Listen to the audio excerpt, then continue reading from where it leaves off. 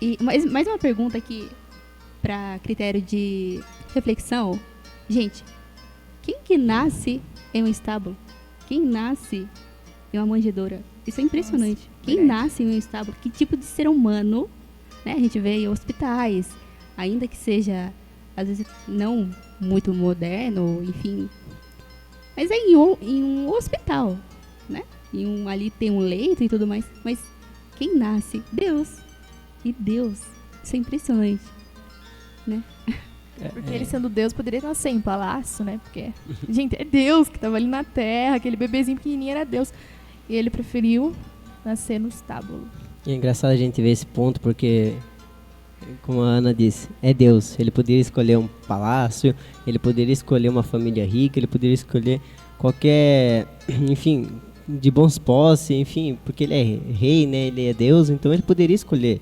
Só que ele escolheu uma família mais humilde, a família mais, assim, pobrezinha em espírito, como diz os bem-aventurados. Não pobre simplesmente de dinheiro ou citado. Também era, mas assim, não dessa parte inchada, assim, né? Que ele vê fala de pobre. Assim. Aqueles que ninguém dava nada, foi esse que ele escolheu, né? Sim, a gente vê, como voltando à reflexão que a gente fazia no presépio lá, os pastores, né?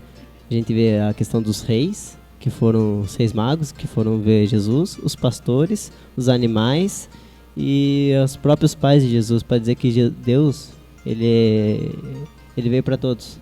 Então, a natureza louva a Deus, os animais louvam a Deus, como diz na liturgia das horas, né, das laudes, ou nos salmos que está tendo hoje, quem lê a liturgia da diária mesmo, você vai acompanhar os salmos lá, você vai ver lá, águas e ventos, bendizei o Senhor, enfim, ele fica nessa repetição assim, né, animais, chuva e sol, bendizei o Senhor, assim, é lindo você ver, é o cântico de Daniel, procure, tá na Bíblia. É lindo, é igual protestante, belíssimo tá na mesmo. Bíblia. É lindo. Enfim, daí você pega essa reflexão, né, as criaturas louvam a Deus, né, todo mundo louva a Deus, os pobres, os ricos, os necessitados, os carentes, enfim, tá todo mundo nessa questão de louvar a Deus, porque eles pegaram o centro da sua riqueza, o centro da sua vida.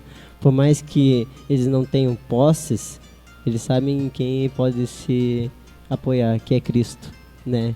E ele não veio numa manjedoura para deixar, por exemplo, deixado para quem não é muito de classe pobre, assim, né? Falar, não, ele nasceu rico, então ele não veio para mim. Ele veio pobre para dizer que veio para todos. Tanto para rico, tanto para pobre.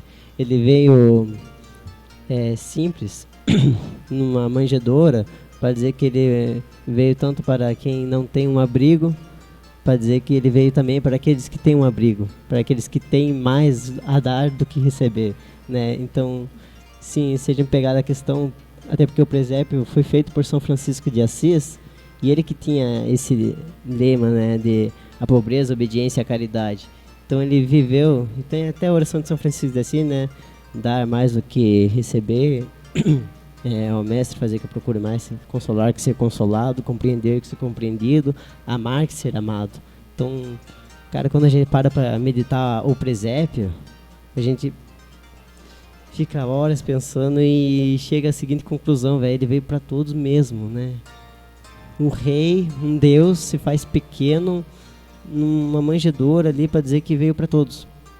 Para dizer que ama todos também. Para dizer que ama todos. Daí quando a gente vê lá a consumação na cruz, a gente pensa que acabou, mas não, ele ressuscita. Ele ressuscita para dizer que é Deus, né? Mas tem essa reflexão também, né? Veio para o que era seus, mas os seus não o receberam. Também tem isso, né? Sim. É muito reflexivo, realmente, você meditar. E aí que entra as imagens do presépio, né? Aquela coisa simbólica com tradição. E o mais interessante tem a questão da expectativa. Então, tradicionalmente, né? Você adquire lá o seu presépio, independente do tamanho, né? Que seja simbólico. Tem uns que são muito pequenininhos. Eu acho a coisa mais fofa. São bem pequenininhos, né? E você costuma deixar a manjedoura sem ninguém. Sim, até que, nessa expectativa do Natal, do nascimento do nosso Senhor, coloque-se o menininho Jesus ali. Nessa espera, junto com Nossa Senhora, né? Naquela angústia também, que não era só alegria. Teve aquela angústia de Nossa Senhora e de São José para achar um lugar, né? Foi rejeitado. Você pegar a história da vinda de Nazaré até Belém, que o quanto que São José e Nossa Senhora sofreram, não tem livro que conte, né? Enfim, não é uma viagem curta, né? Daqui Não. até Tem a até um Igreja da estudo Matriz. sobre a quilometragem de quanto Nossa Senhora já andou. É muita coisa. E sem dizer uma que depois renúncia. do parto, eles tiveram que fugir pro Egito. Exatamente. Então foi pior ainda. Né? Foi... E como que era o caminho, né? O deserto, né? Deserto. Então, realmente, muito, muito bonita a história. Todo o símbolo do Natal é maravilhoso.